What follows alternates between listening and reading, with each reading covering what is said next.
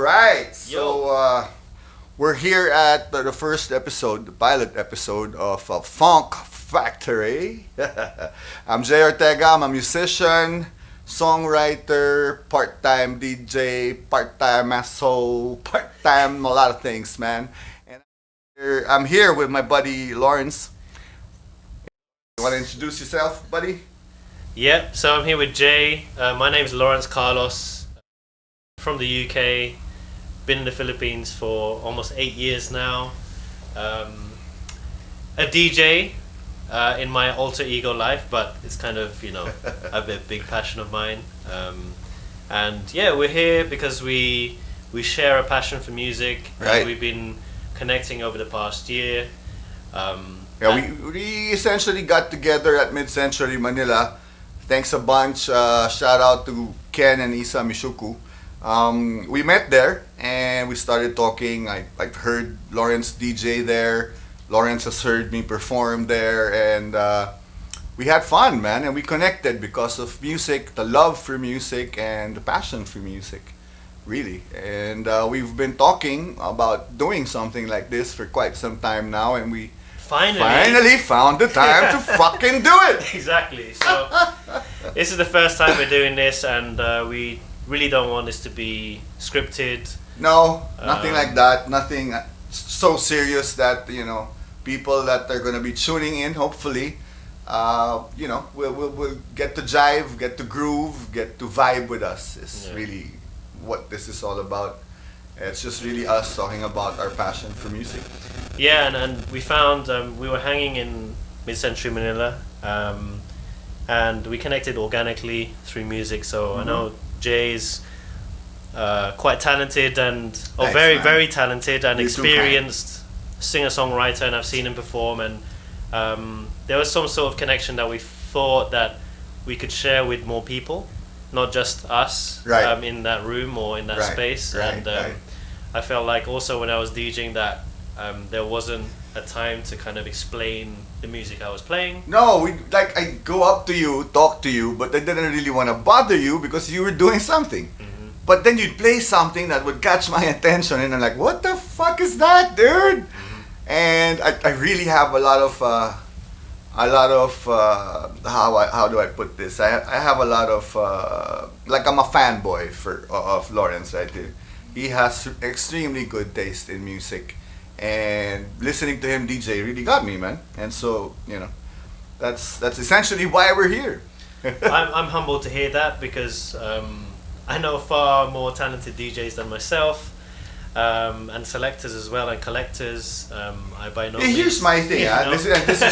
This is just my take, right? Sure, there are a ton of talented DJs out there scratching the shit out of records, right? BPM, bam, perfect BPM, bam, and all that shit.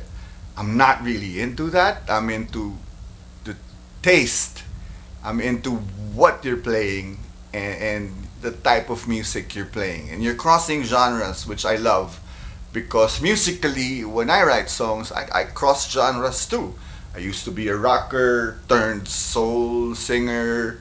I'm into jazz, I'm into all these other things that essentially right now I can't really classify myself anymore because all genres to me have crossed, and I think that's what music is right now, right? I mean, sad to say, but then a lot of pure rockers out there probably get pissed off by this, but rock and roll's dead, dude. I mean, there's rock, there's alternative, there's indie, everything's fused together these days, and that's just what music is today. A lot of people say there aren't really good songs out there or good artists. My take on that is you're not listening enough, dude. Yeah, no, I mean, just on that, it brings me back to the days when I first started collecting. Right. And I used to listen to a lot of bands, a lot of rock. Mm-hmm. And the UK and London was a cultural hot pot for that. Yeah, a cauldron for that. Yeah. And there was a time in which I was going to venues and paying quite a bit of money to see a gig, a headliner, maybe a couple of warm-up acts, and that would be a good 2 to 3 hours of music, yeah, or maybe 15 to 20 quid. Yeah. And then there was this whole other scene, this underground scene and more electronic scene that I started to get into. So wait, like 15, 20 quid for an underground gig? Yeah, so that's pretty expensive. That's about. Oh no, that's for. That's for something. More for a rock gig. More of a rock yeah, gig. but still underground. Yeah. No major headliner. No. Yeah, maybe a bit more for a headliner, like a more well-known act. All right. But for your more kind of like middle tier bands that you would see midweek or something, then you know, you'd see them for that amount of time. And I was starting to go to venues that maybe didn't have the sound quality that I was craving for. Right. And I started to then listen to other types of music, electronic music, and then starting to go to clubs to see DJs, and they would be a lot cheaper, so 5 to 10 quid. I'm surprised you mentioned you listening to electronic music, because when I hear what you play, I don't hear a lot of stug in there. Sure. It's something we call electronic music here. Like, yeah. Not especially rockers and like, ano yan? Stug pare. Stug, and all that shit. I've never heard you play. I thought I'd start with that because it was kind of how you started. Where I started collecting. Yeah. Of course, I was liking a lot of like, you know, artists. I'm a big like MJ fanboy. And, right. You know, but you know, I mean, if you're really into music, even if you're a rocker, I was a rocker, dude. I mean, I still am. By heart, I still am. If you see my record collection back there, it's like more than half is rock music. But I've recently been buying a lot of other genres, and I've had jazz albums since the 80s. You know, so I just don't wanna label myself as just a rocker. That's my thing. But yeah, man, why don't you play us something? Yeah, no, and just to end on that point. Yeah, sure. Paying for a ticket to go to a club, right? £5-10, and you would hear double the length of time of music. So you'd see 3 or 4 DJs for about 6 hours or even 8 hours until the wee hours of the morning, even until sunrise. Yeah. And you know, people were getting drunk or like, you know, pulling on stuff like that. And you know, while that's good and fun when you're young, I was really there to see a lot of music and see what people played out. And I brought a few records today, which I have here actually. I'm excited to hear what you brought, man. And I wanted to start with kind of where I'm from and essentially where I started collecting. And this is a record which is originally found on a compilation by LTJ Bookham called Logical Progression, and it was like a collation of like the jungle and drum and bass, early drum and bass at the time. And this one is not by LTJ Bookham, but it's by the Chameleon, and it's a single called Links. And yeah, it's just a bit with, you know, where I'm from, the urban inner city of London, and the kind of music that was coming out at the time. And I really like this track.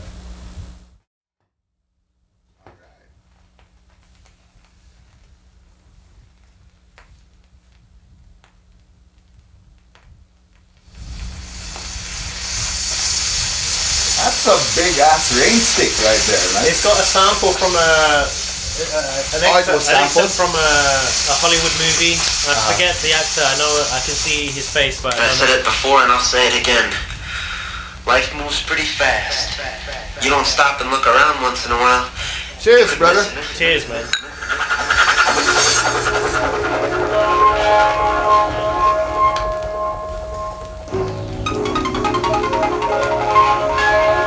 All right.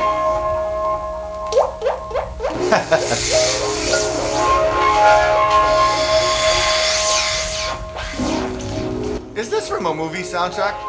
Because it sounds like this got a lot of foley in it. Huh? To start the thing, right? Yeah. Sounds like it needs to be cleaned as well. That's probably my needle, dude. We're all analog up in here. Crackles and shit, that's all part of the game. Yeah. As much as we do clean our records. But, hear that warmth? You can't get that from a CD, motherfucker.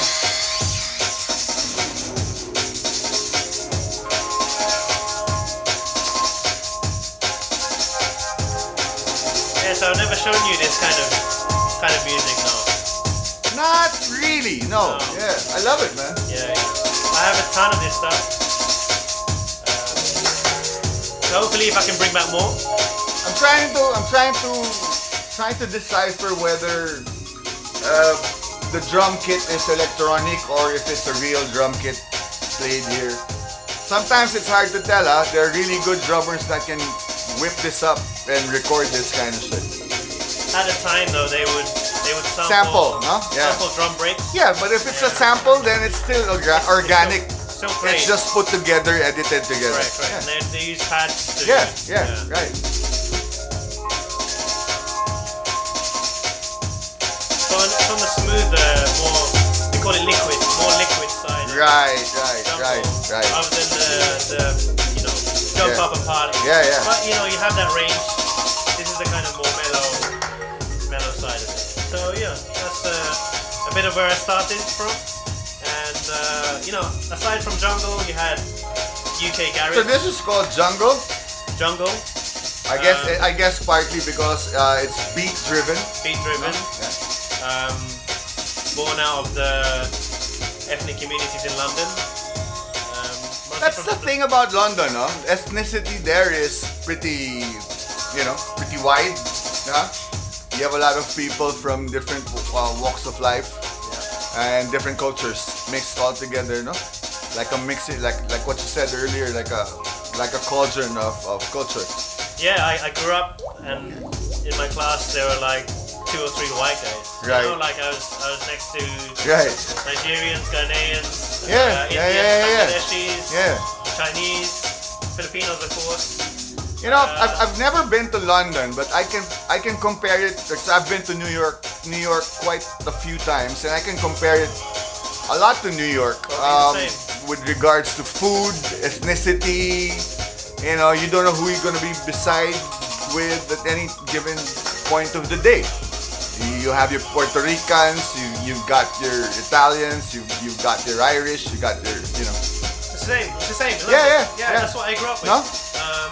So yeah, that was the kind of... It's a very diverse metropolitan city. Right. Yeah. So I wasn't familiar with a monoculture per se. Right. I see everyone as equal, So... As everyone should. Yeah, sure. Yeah. And these kinds of sounds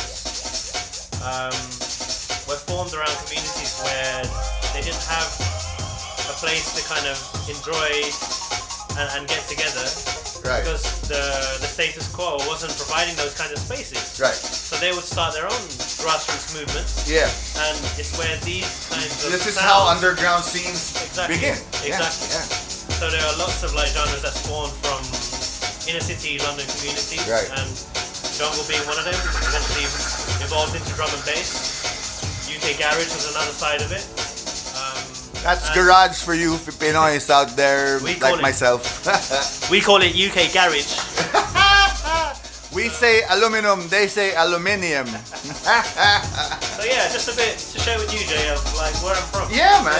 Yeah, no, I dig it, and I understand it. Like I said, I've been to New York several times, and I think it's comparable. I can't say for sure because I've really never been to London. I wish I could. Maybe soon, sometime soon.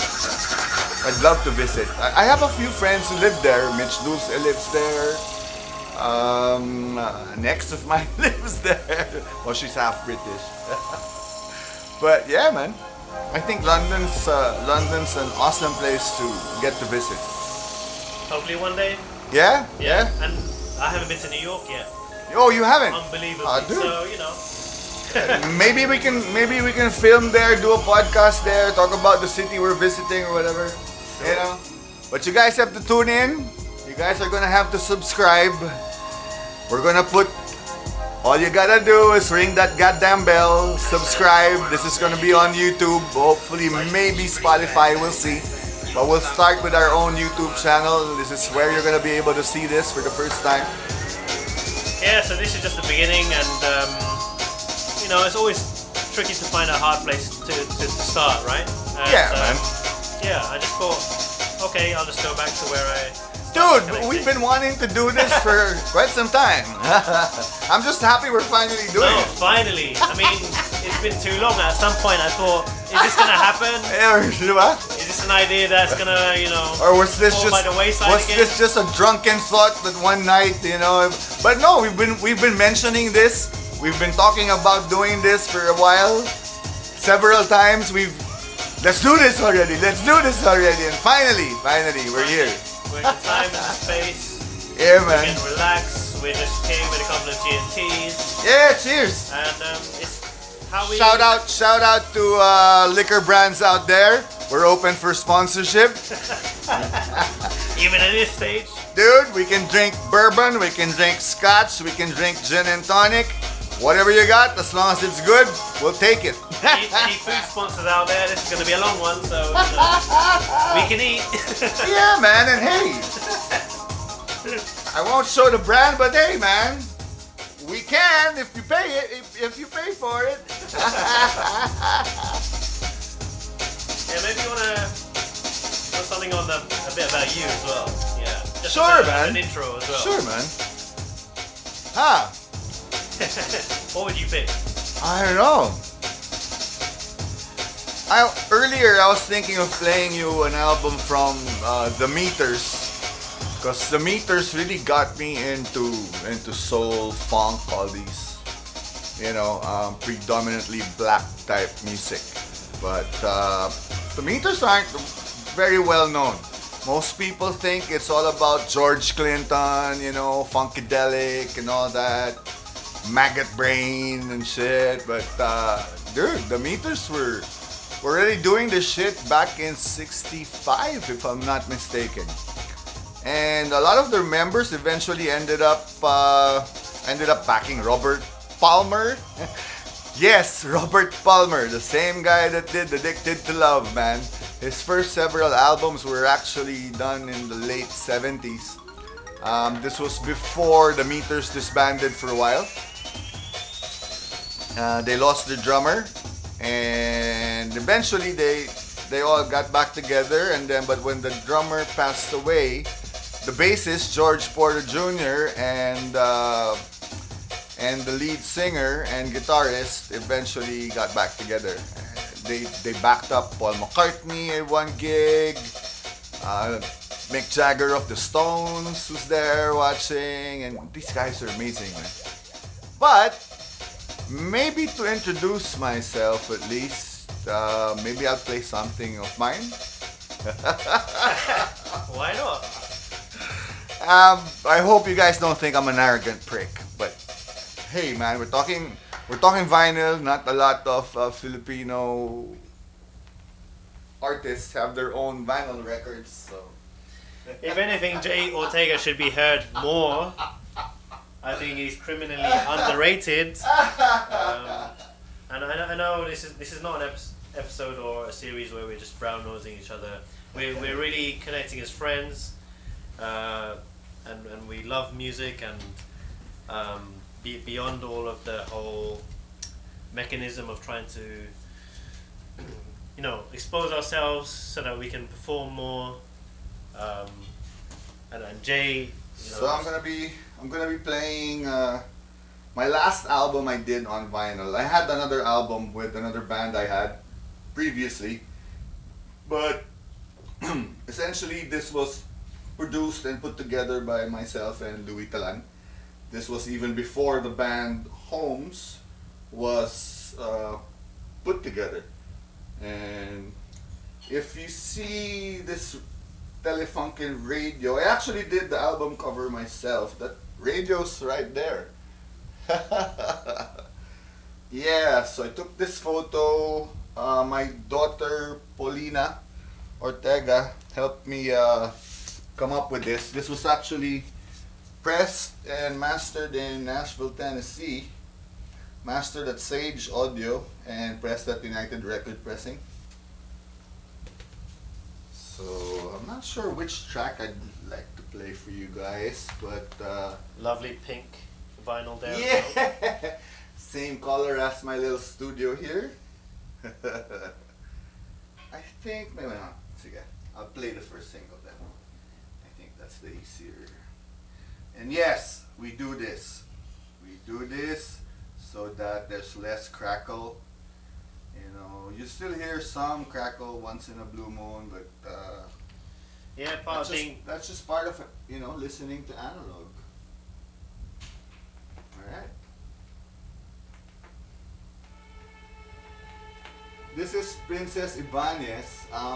We got her to session and play violin to start the song. It's Marco De Leon and Joe Coriantazo on guitars. There you go.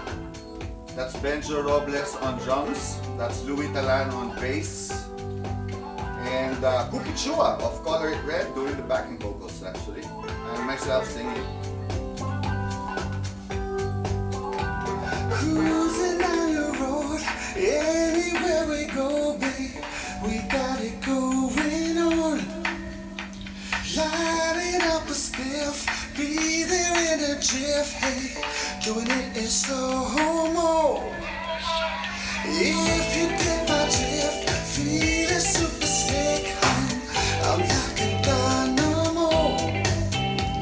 Maybe it's just me, too into extreme. As you can see on that camera and that camera, I sound like Sean Evans from The Hot Ones. That camera. But this is all DIY shit, man. We're just freestyling right now. Yeah, So this whole album was independently done. Super DIY. Louis Talan helped me a ton making this. This was right after I quit another band I had before this. I don't think they need airplay, so I'm not mentioning what that band was, but people out there would probably know. Anyway, so Louis Talan and I put this together. It took us about a year and a half to write, record, produce. I wrote most of the songs. Louis wrote two songs on the album.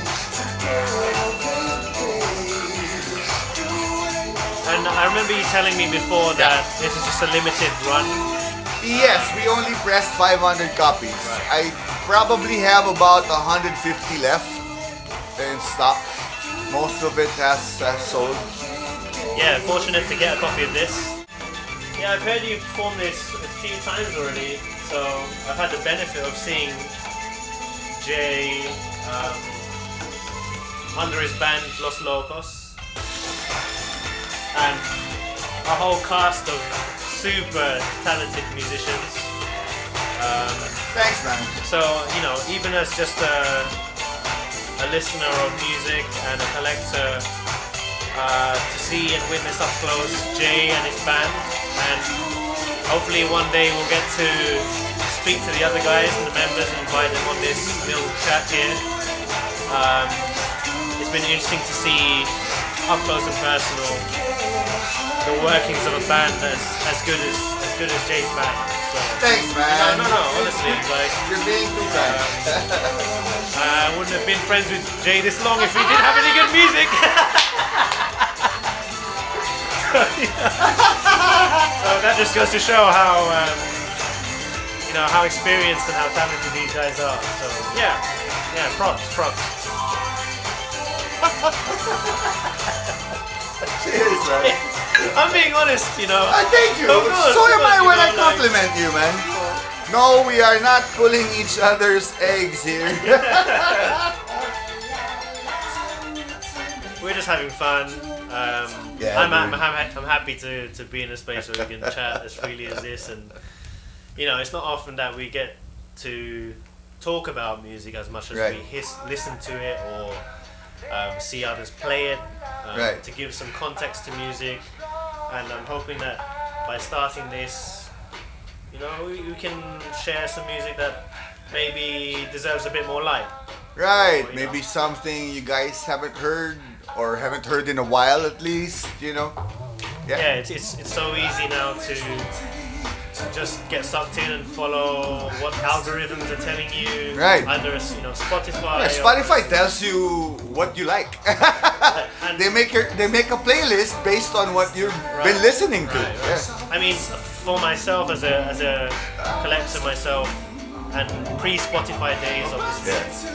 A lot of the time I don't like what's being recommended to me, or Right. there's only a percentage which I'll latch onto. Yeah. The rest of it I can throw away. Right. But I still like having to find music myself. Of course. And Hey, one question. yeah. Since we're on the topic of finding music, right? What's your criteria for choosing records? Yeah, and I've talked about this before with some people, and I used to when I first started collecting, I would be thrilled by the novelty of just buying really cheap records, right, and going to the bargain bin, digging what you can for like £1, 50p, not great quality, but it's so cheap, and after a while I found, there wasn't a situation where I felt like I could play the song, or I just simply didn't like it anymore. Right. So I had to try and also set myself some boundaries, some criteria. There's so many records out there if you're starting to collect. There's a ton. And there's a renaissance. Gen Zs, millennials, they've been buying records, which I personally love. The only drawback there is fucking record prices have gone up. Right, and we can talk about that in a bit. But, But so, how do you choose records? Sure. So after a while, and getting my teeth into it, and getting into the flow of collecting records, I felt like, okay, first of all, is the record something I will listen to over and over again, 5 to 10 years time, right? And that would immediately be the first filter for me, right? So you have to be selective, Yeah, for sure. Money doesn't grow on trees in my garden, man. so Getting into records is a big ass rabbit hole. right, and then eventually when I started to DJ, then it would be, okay, will I play it out? Right. Will I have the replay value of playing it out? It's no use that a record would be sitting on a shelf. You buy a record, put it on the shelf, it doesn't get played. It's sayang. It's a waste. Here, I'm just being honest. Like my collection here is pretty fucking wide. I probably only get to play maybe half of them. Not that I don't like what I have, because this is well curated. I just don't have the time to listen to all these albums. So it really all depends on my mood, and so I pick one. But going back to what you were saying, so eventually you got to a point, I guess, where it would have to be all killer, no filler type albums that you'd buy. So you might like one song from an album, right? And you might like that purely for listening purposes. Yeah, which is great. Okay, buy the album because you like that song. Right. The other songs maybe not so much. Right. But if you're a DJ, that can be quite expensive. So man. you would have to try and get the most value and it from. fills your crate up. Yes, exactly. You're bringing albums for a gig, a DJing gig, and you're filling your crate up with albums that is essentially just gonna give you a song or two. And per then album. And then the rest you wouldn't play you out wouldn't anyway. play, right? Exactly. And all the extra weight. So would you suggest, if you were a DJ, or for anyone out there who would like to be a DJ, to maybe just buy the singles? Yeah, like 45 with a side A, side B kind of thing, or maybe a 12-inch remix, or. I know many DJs who are already, funneled and focused into buying 7s or 45s. Right. Because they're into the singles, right. But they don't want to carry that much. Yeah. And I've only recently started to get on that kind of track, because digging for 45s is almost a different discipline in itself. Right. So recently I found I've got albums where I've got singles I'd like to play, But now I'm trying to search for the singles, so I don't have to carry the rest of the album. So there's Makes a lot of sense, right? there's a practicality to it as well. Yes, most definitely. Sometimes there are singles on 12 inches that are on 4 to 5 RPM, Right. and they sound better. Because Here's the thing. I'll explain that to the average Joe. Maybe some of our listeners aren't really into records yet. But hey, man, if you aren't, you should be, because it's the best sounding quality reproduction from the master of any format. And so to get back to my point, a 45 has less grooves than a 33. Now, when you're pressing an album, you have at most, for best quality, only 18 to 20 minutes per side. So if you're coming up with an album, you have to consider that. And then another creative shit there is to be able to choose the tracks. Track 1, start it off so that people listening get into your music. Track 2, followed up with something nice. 3, 4, 5. If you have 10 songs, then that's your 2 sides, right? But it's tricky, no? So because you're limited to 18 to 20 minutes per side for good quality. Now, if you do it on a 45, it extends that. Now you're allotted at least 23, 26 minutes maybe. Now here's the difference also. A stylus, the needle, acts as a microphone, and that groove on the record is essentially your echo chamber. So if it's 33 and you push it to like 22, 24 minutes per side, the thinner the grooves are, the less echo you get, or the less resonance you get from the stylus. Makes sense, right? yeah, I mean, this is knowledge for me. What? No, you know. No, I mean, of course I know. Yeah. But when you explain it like Yeah. that technically, Yeah.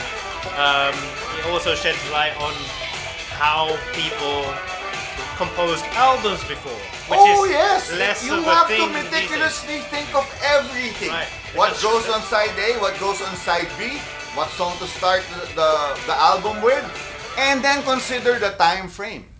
And so some songs or some, are edited for that. Right. Like editing a song for radio play. Right? Because radio stations will only play something that's maybe less than 4 minutes. You go over 4 minutes and they're likely more than not will not play they won't play your song. That's what I find fascinating, because now you're describing Sound quality, sound quality, the but also craft of creating an album. exactly the constraints Yes. that you have to work within. Yes, to because you're record limited. something. Yeah. You're limited. You can't just say, no, I want this track to follow this track. What if your first track 6 minutes? The next is 4. You're already eating up 10 minutes of your 18 given. Right? So you gotta kind of spread it out. You would need songs that are in the 3-minute range. Not all songs can be Stairway to Heaven, fucking 12-minute epic opus, right? But yeah, that's everything has to be considered when you're creating an album on vinyl. Question: do you think then that's how the majority of the music was kind of influenced to be produced in that way? Because I would think they so. had that limitation of Yeah, time. I would right? think so. If they had a proper producer, if they had a proper label, then all these constraints would have been brought up to the artist, and so the artist would now have to figure all this shit out. And the Beatles, hey man, they had most of their songs are like 2 to 3 minutes length, and so that's easy enough, right? I'm not sure if there's a 45 BPM version of Abbey Road, because Abbey Road has songs that are actually pretty long. Come Together is pretty long, there are other songs there that's pretty long. It's essentially their acid trip type of album. And so you kind of get into it, long intros and all that. But, I mean, they had the fifth Beatle as their producer. Correct. Correct. So, everything had to be planned really well. Partly as well, not just the record itself, but at the time they were trying to break the mainstream, and then the attention spans on radio. Yes. So 2 to 3 minutes was the ideal length. That's another thing that was always considered, especially back then, for releasing albums. Now these days we've got Spotify, Apple Music, Tidal, Amazon, Deezer, and all that shit. Personally, I prefer Apple Music and the others, Tidal and Deezer in particular, because the sound quality is way better than on Spotify. But right now here in the Philippines, Spotify is number one. Yeah, no, and I've heard from you, Jay, that Apple Music, the quality is better, right. And I've noticed recently, not that we're here to try and put down streaming and no. that, because it's a way for the majority of people to access music. Yes. And, the database is getting deeper and thicker, and accessibility is great. Right. From a I'm actually democratic standpoint. I'm actually all for it. My thing lang is, if you're a real fan, because me as an artist, I don't really get quite a lot from streaming. I'm not Taylor Swift. If I was Taylor Swift, I'd still be raking in billions because I get billions of streams, right? But if I'm a struggling artist, which I am, I'd rather people also go out of their way to show support by buying physical copies. And that's why my last 2 albums were released on vinyl, in the hopes that, it's something that's collectible, that someone would like to have, and keep and treasure. Yeah. I think, and we've both been collecting music for several years now. Right. Even before streaming came along. So it only reinforces that in order to support artists in the most authentic way, but also the most substantial way, is to actually physically buy their music. Yeah, of course. Not just that, to go out and see their gigs. Yes. And if you buy merch. Yes. Because you know how diluted streams can get. There's one thing that pisses me off. You post a gig, right? You get a ton of fucking likes, 100, 200, 300 likes, and then you see 20 fucking people out there in the crowd watching the gig. I'm like, why even bother liking the goddamn post if you don't even bother being there anyway? I mean, fuck that, dude. I'm not on social media to gather likes. I'm just putting my shit out there. You see it, you wanna go. But don't bother liking if you're not planning on going anyway, dude. It's a pet peeve of mine, I'm sorry. This may be a little rant, but... Okay, I'm done. But what I can say after going to a few of Jay's performances, is it's really worth your time to go out. Even in the Philippines where there's a lot of traffic, and I know even his band members trek all the way from Marikina. We're here in Santa Rosa right now. I gig in Quezon City and Anonas at 70s Bistro or whatever else. And it's a trek for us. We spend on gas, we spend on toll. We get there, we buy drinks to get ourselves, in the mood and shit. And then we go home with less than what we've spent just to get to the gig. But hey, again, we do this because we love doing this, because it's a passion of ours. We just want to spread love through music, that's really just what it is. Get something ready. Let's. Just to add to that, I think where we come from is sharing music is a communal thing.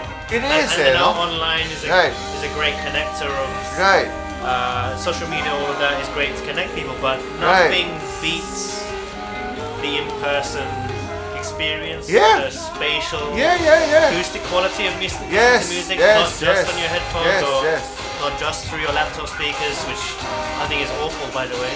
Get some speakers. And listen to the way music was intended to. Exactly. It was intended to be, right? So on that vein, in any format, the closest to listening to live music is analog, is vinyl, is our records. And talking of live, I've got something lined up. I think I know what you're pulling out there, buddy.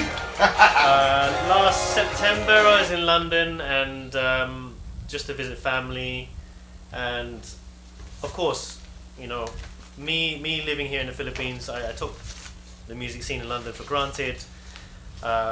Got into the artist that I'm about to play now when I moved away from the Philippines, and then somehow found that he was doing a pop-up while I was there in London for only a couple And of I weeks. was lucky enough to have found out that Lawrence was gonna be there, and so I asked him to get me a copy of his latest album.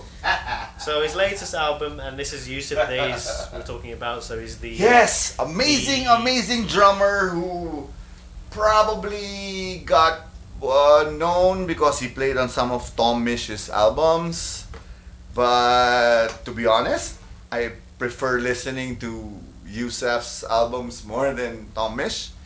As much as I am also a Tom Mish fan, I am a bigger Yusuf Days fan.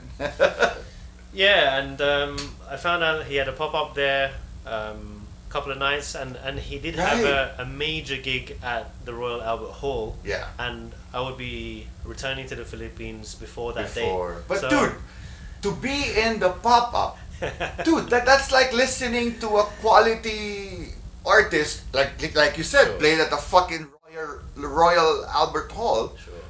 Listening to this artist in a closed-up setting like a record store, I think is even better Yeah. than being at the Albert Hall. So I was Right? in Soho. It was in Soho. It was a couple of days. It was his album launch.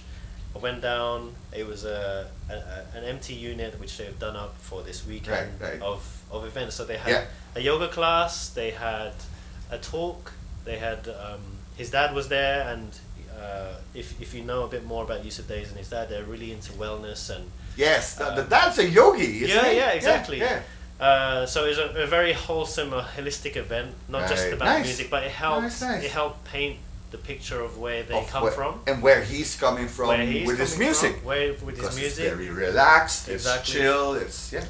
Just you know, not so, yeah, just him naturally. Right. So to see him and witness him in person, not in a gig setting, but Right. in a pop-up. Yeah, You know, yeah, just yeah. a few feet away from him. Yeah. You know, just thinking back now is insane now. It is. Because I'm not there that often, and I was accustomed to just seeing great acts all the time. Right. Now I'm here, I truly appreciate it. Yeah, so yeah. when I did see the Yeah, pop-up, yeah. I saw all the vinyls on the wall, and I was like, I haven't got all of these. I'm gonna just buy all of them. So I got them signed. That was great. And but later on, I did buy this one, which wasn't signed, but this is a live version of. Yeah, I would have gone nuts if you got mine signed too, man. And the album, I got a copy for Jay, and All right, before you play this, we'll take a short break. We'll be back. Funk Factory, motherfuckers. Aggressive.